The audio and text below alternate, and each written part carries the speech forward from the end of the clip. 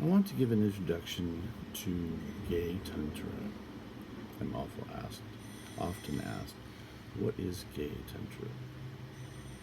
To answer that question, you have to understand properly what is gay and what is Tantra.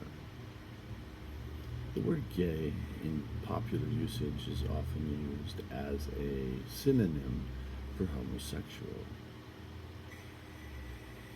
However, that's not entirely an accurate understanding of the term. Not at all. The term homosexual is a medical term that was coined in the 19th century to describe what was believed to be a psychopathology, a mental disease, a deviant sexuality, homosexuality. That notion persisted until the mid-70s. In 1974, homosexuality was removed from the diagnostic manual of psychologists as a mental disorder. And since then, it's come to wide acceptance that homosexuality is just one aspect of the spectrum of human sexualities, which are much more complex than just a binary homosexual versus heterosexual. So many gradations, as Kinsey taught us, of sexuality. So, but the word gay was coined as a different term. It was a self-ascribed term. In other words, gayness describes one's identity, how one experiences oneself in the world. The word gay was adopted by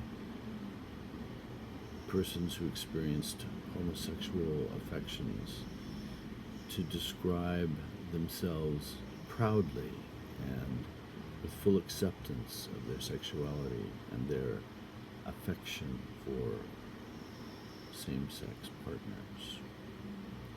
So, as I understand and I define gay, the word gay, it contains two elements. One is the experience of same-sex attraction, especially same-sex love.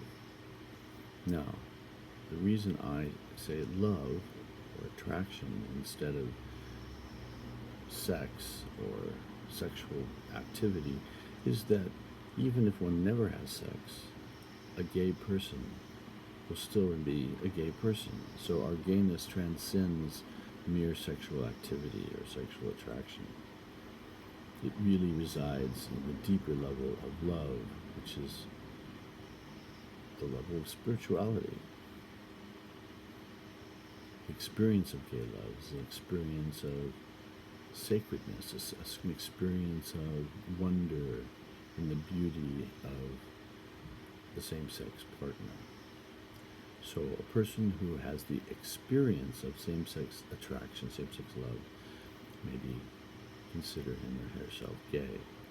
The other aspect of gay identity, as I understand it, is that gender roles and gender identity is fluid, that one is not locked into a single gender role or identity.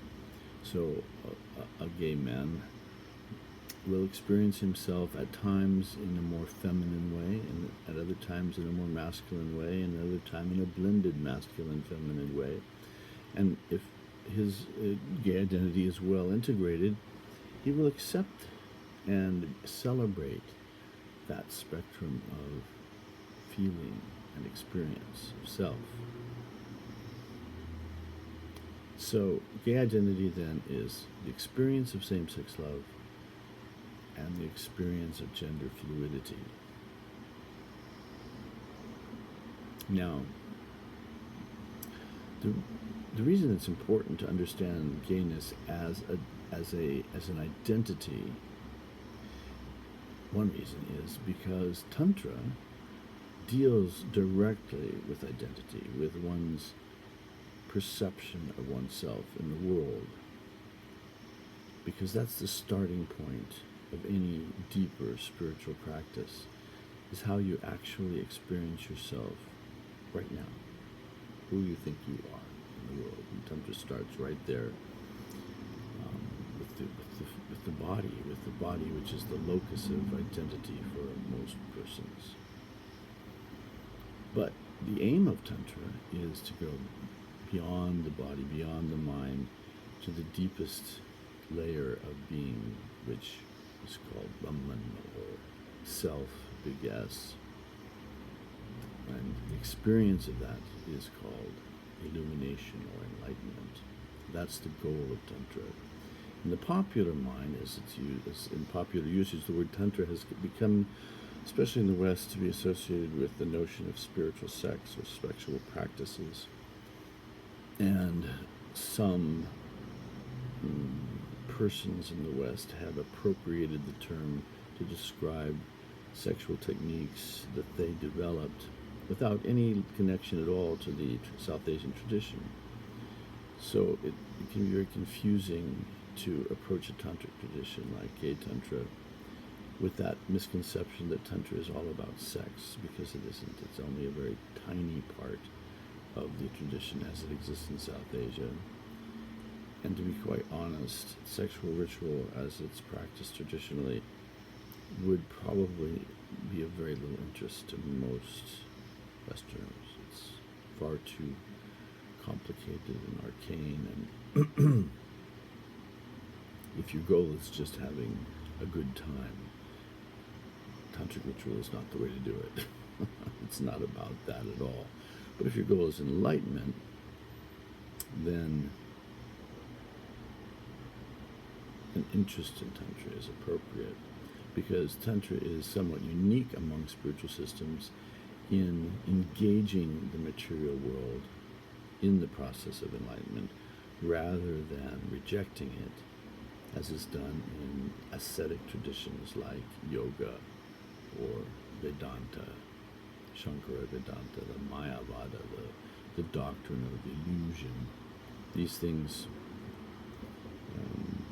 require an individual to turn away from the world as insubstantial and undesirable. When, in our ordinary experience, we often find the world quite engaging and fascinating. So Tantra uses that fact, that engagement, that fascination with the material world, with beauty, instead of rejecting it. Tantra uses desire instead of fleeing from it, in order to lead one beyond the desired object, the external appearance, to the deeper inner experience of the unified self, the universal self. Now, that's easier said than done, but it's important to understand that that's where we're going with Gay Tantra. We're going toward enlightenment. We're not going toward some supercharged sexual experience.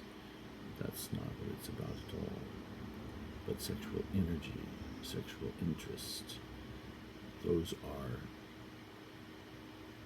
harnessed in tantric processes to take us more quickly to the essential self. So those are the basics. That's what Gay Tantra is about.